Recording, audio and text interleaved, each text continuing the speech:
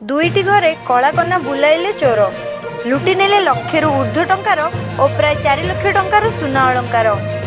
जलेश्वर थाना अंतर्गत अलिंदा ग्रामर लक्ष्मीनारायण मिश्र और शशिकांत देयଙ୍କ घरे गत विलंबित राति शोइथिबा समय चोर आसी बाक्स गडरेज भांगी सुना अलंकार टंका सबु चोरी होइथिबा अभियोग करिसेंती।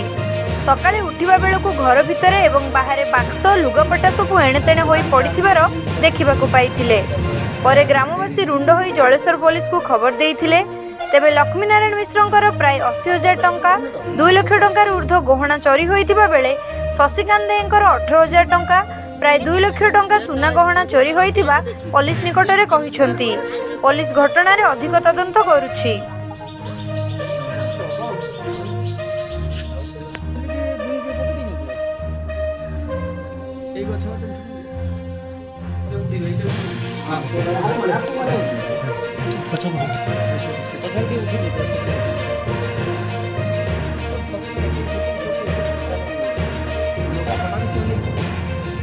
ମାନେ